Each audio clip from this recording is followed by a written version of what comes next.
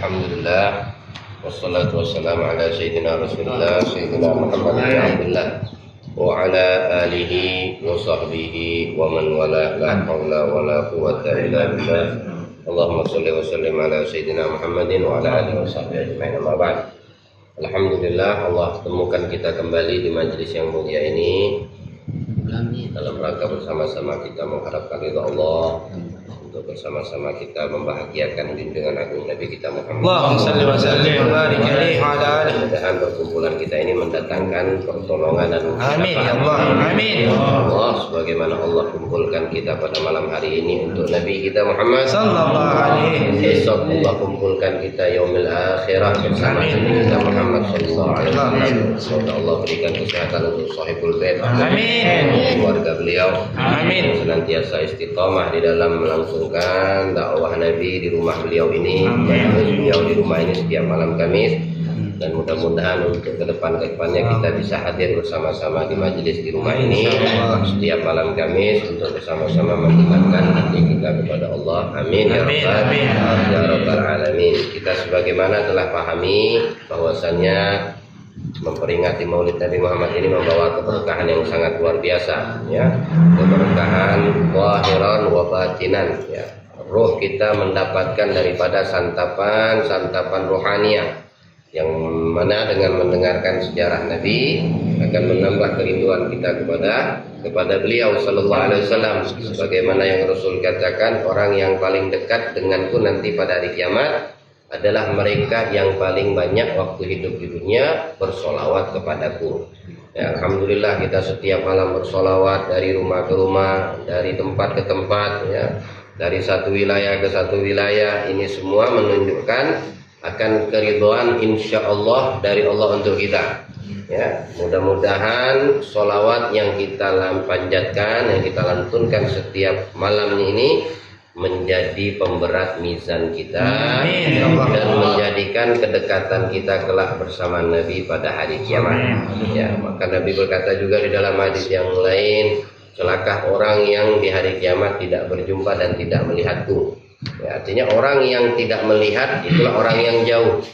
Ya, di hadis yang tadi sebelumnya Nabi menjelaskan orang yang paling dekat denganku nanti pada hari kiamat ialah mereka yang paling banyak bersolawat kepadaku. Ya, otomatis orang yang bisa melihat itu yang paling dekat. Orang yang tidak bisa melihat berarti posisinya jauh, ya. Maka dari itu bersyukur kita kepada Allah. Ya, ini anugerah besar dari Allah, masih diperkenankan lisan kita bersolawat, masih diperkenankan langkah kaki kita sampai ke tempat orang-orang yang bersolawat, ya. Karena harapan kita tidak lain dekat dengan Nabi Muhammad, ya, dekat dengan Rasul kekasih Allah, ya, dengan memperbanyak solawat. Satu solawat ganjarannya luar biasa dari Allah. Berapa solawat yang dari tadi kita baca, mulai dari ya Rabbi sholli ala Muhammad, ya Rabbi sholli alaihi wasallam, itu dihitung satu solawat. Ya, bahkan di dalam hadis Al-Imam Al-Ghazali menyebutkan, membawakan satu hadis Nabi di dalam kitabnya. Beliau bersabda, barang siapa yang satu kali bersolawat kepadaku, kata Rasulullah, maka Allah akan ciptakan satu malaikat, yang mana malaikat ini diperintahkan oleh Allah untuk merendamkan dirinya di lautan cahaya yang Allah ciptakan. Ya, di mana itu tempatnya wallahu a'lam. Ya, hanya Allah dan Rasul yang Maha mengetahui. Tapi ini hadis dari Nabi kita Muhammad. Allah menciptakan untuk mereka yang satu kali memanjatkan sholawat kepada Nabi satu malaikat, yang mana ini malaikat diperintahkan oleh Allah untuk merendamkan dirinya ke dalam lautan cahaya yang telah Allah persediakan. Setelah basah terendam dengan cahaya ini malaikat, lalu Allah perintahkan untuk keluar.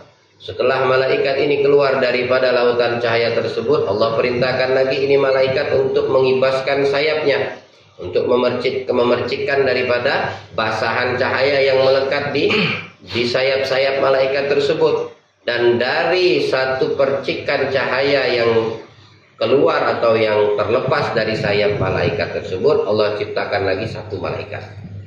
Bayangkan, ya, Sejarah apa sirah nabawi yang kita pelajari selama ini setiap malamnya dari rumah ke rumah, bagaimana luasnya bentangan sayap malaikat Jibril, luasnya dari barat sampai ke timur. Itu baru satu sayap, berapa ribu sayap yang ada di sayapnya para malaikat ciptaan Allah ini. Jadi sekali dia menggerakkan sayap itu, berapa tetesan cahaya yang dari tadi dia berendam di lautan cahaya itu yang keluar. Ya, kalau jutaan cahaya, mungkin miliaran atau mungkin triliunan cahaya yang jatuh, maka sebanyak itu juga Allah menciptakan malaikat lagi.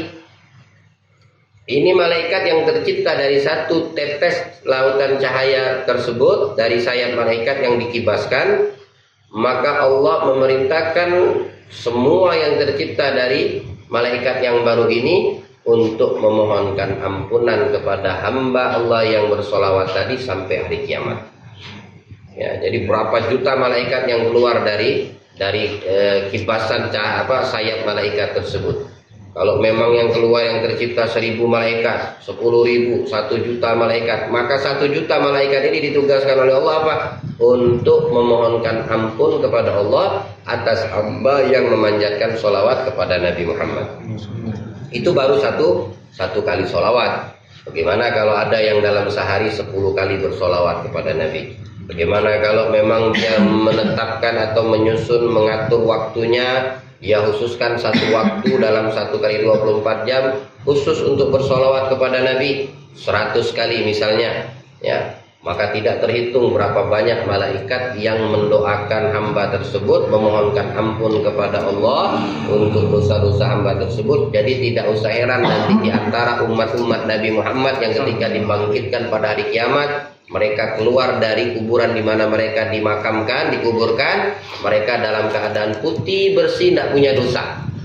Kenapa? Karena begitu banyak solawat yang dibaca di masa hidupnya, sehingga banyak juga malaikat-malaikat Allah yang memohonkan ampun untuknya. Walaupun dia masuk ke dalam kuburan dengan membawa dosa, ternyata dilihat catatan-catatan amalnya dia memperbanyak solawat, dan dengan itu banyak juga dia dapat istighfar dari malaikat, maka Allah mengampunkan dosanya. Lalu dibangkitkan ini hamba-hamba dari kuburannya dalam keadaan bersih, nagiyun, tidak ada dosa, dan sudah dipersiapkan tempat-tempat mereka dekat dengan Nabi Yaumil Mahsyar sallallahu alaihi wasallam. Maka dia bilang Nabi, agrabukum ilayya yaumal qiyamah aktsarukum alayya shalah. Orang yang paling dekat denganku nanti pada hari kiamat, di padang mahsyar. Ya, siapa kata Nabi? Adalah mereka yang senantiasa waktu hidup memperbanyak sholawatnya kepadaku. Ya, tidak ada yang berat daripada panjatan sholawat kepada Nabi, walaupun banyak daripada cara pengucapan sholawat kepada Nabi, mulai dari yang terpendek, yang tengah-tengah, sampai yang terpanjang sekalipun. Ya, kalau seandainya kita pengen mulai dari mengambil yang pendek, baca yang pendek sholawat. Kalau kita pengen yang tengah-tengah, ambil yang tengah-tengah sholawatnya. Kalau pengen bacaan sholawat yang panjang sekalipun, baca sholawat yang panjang, tak jadi masalah. Tapi jangan berlalu dalam waktu 1 hari kita tidak mempunyai wiritan khusus sholawat kepada Nabi. Habib Abdullah bin Husain bin Thohir itu diantara wiridnya sholawat kepada Nabi dalam sehari semalam itu 25.000 kali. Setiap hari dia tidak pernah melepaskan wiritannya untuk sholawat kepada Nabi. Ya, sebanyak 25.000 sholawat dia baca dengan kesibukan dan dakwahnya di luar. Ya, dengan kesibukan dan urusan-urusan agama yang dia urus. Ya, Rabi'atul Adawiyah, ya, dalam sehari bersolawat kepada Nabi 50.000 kali. Sehari itu tidak pernah luput, ya, tidak pernah kurang untuk solawat kepada Nabi sebanyak 50.000 kali. Sampai-sampai dari segi ibadah sholat sunnah mutlaknya saja dalam sehari semalam itu 1000 rakaat. Ya, sehingga orang-orang tetangga di sekitarnya melihat ini orang ahli ibadah perempuan, ini seorang perempuan, wanita soleha. Ya, ditanya kepada mereka, Rabi'ah, untuk apa kau banyak-banyak ibadah, tidak berhenti-berhenti sholat sunnah, tidak berhenti-berhenti berzikir dan sholawat, ya. Untuk apa kau lakukan semua itu? Bukankah semua yang kau lakukan ini sudah menjadi satu kebahagiaan, kabar baik untukmu, kau akan menjadi penghuni surga. Ya, karena kami melihat kau tidak pernah melakukan perbuatan yang tidak baik, ya, melainkan taat. Tapi dijawab oleh Rabi'atul Adawiyah, aku melakukan ini semua bukan untuk diriku. Aku melakukan ini semua bukan karena aku pengen masuk surga. Aku melakukan ini semua bukan karena aku takut masuk neraka. Tapi aku lakukan ke semua ini cuma tujuanku untuk Nabi Muhammad bahagia. Ya, jadi sholatnya 1000 rakaat, sholawatnya 50.000 kali. Tujuannya, niatnya apa?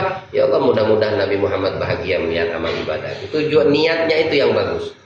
Ya, niatnya cuma Nabi pengen mendapatkan kebahagiaan untuk Nabi. Ya, bukan mengharapkan banyak pahala, bukan mengharapkan bisa masuk surga, terhindar daripada neraka. Dia cuma pengen membuat Nabi bahagia. Nabi tersenyum melihat dari di antara umatnya melakukan ibadah yang begitu luar biasa banyak dan besarnya, diniatkan cuma untuk membuat bahagia Nabi SAW. Al-Faqih Al-Muqaddam Muhammad bin Ali Al-Ba'alawi itu 100.000 sholawatnya setiap hari kepada Nabi. Jadi luar biasa orang-orang yang betul-betul mengerti fadilah dan keutamaan memperbanyak sholawat kepada Nabi. Nah, mudah-mudahan kita termasuk, insya Allah. Ya, dalam sehari semalam kita bersolawat, walaupun tidak hitungan ribuan, ya minimal adalah niat untuk kita bersolawat kepada Nabi dan membahagiakan Nabi Muhammad. Ya mungkin kedepannya insya Allah akan kita tambah lagi. Ya, di luar daripada majelis-majelis maulid, kita mempunyai waktu sendiri untuk bersolawat kepada Rasul Sallallahu Alaihi Wasallam. Hingga diceritakan seorang laki-laki yang setiap hari tidak pernah dia putus solawat kepada Nabi. Seharinya cuma 100 kali. Tapi ini laki-laki ini, pemuda ini, ya, sebagai kepala rumah tangga, dia setiap hari juga tidak pernah luput dari yang namanya riba. Makan makanan dari hasil riba. Ya, ini kan diharamkan oleh Allah. Di dalam Al-Quran pun diharamkan oleh Allah. Cuma mungkin karena yang namanya manusia. Cuma dia walaupun bermaksiat dengan banyak makan riba, dia tidak pernah luput dalam sehari semalam itu 100 kali sholawat sebelum tidur. Ya, kalau sudah 1 kali putaran tasbih 99 kali, dia tambah lagi 1 genep 100, sudah selesai. Tidak, dia tambah tuh sholawat. Sampai suatu ketika dia melakukan perjalanan, di tengah-tengah jalan bersama anaknya, dia sakit dan meninggal. Ya, meninggal di tempat yang tidak ada warga-warga mau mengurusnya. Tidak ada orang-orang di sekitar yang mau membantu jenazah ayahnya ini. Ya. Kenapa? Karena warga setempat tidak kuat menyaksikan bentuk jasadnya. Ini orang yang makan riba tadi. Ya. Ditutuplah wajahnya sama anaknya tadi dengan apa yang bisa ditutup. Waktu dibuka memang berubah mukanya seperti kepalanya berkepala babi. Ya, tapi badannya badan manusia. Ada riwayat mengatakan mukanya seperti kera. Tapi badan sampai ke kakinya manusia. Ya. Anaknya lari ke sana minta tolong, tidak ada yang mau nolong. Lari ke sana minta bantu, ada yang mau bantu. Kenapa? Karena ketakutan orang-orang yang ada di sekitarnya. Capek seperti rasa putus asa anaknya, dengan kebawa rasa ngantuk dia tertidur di samping jenazah bapaknya sendiri. Di dalam tidurnya dia mendapati seorang laki-laki yang tampan, rupanya bercahaya mendatangi ini anak. Ya. Kemudian dia mendekati jenazah bapaknya. Dilihat saja sama si anak ini. Kemudian dibuka oleh pemuda ini tadi penutup yang menutupi wajah ayahnya, lalu diusap dan kembali seperti sedia kala. Wajahnya kembali seperti wajahnya manusia bapaknya tadi. Ya, tiba-tiba si anak ini bertanya kepada pemuda yang tampan ini, "Wahai pemuda, siapakah engkau?"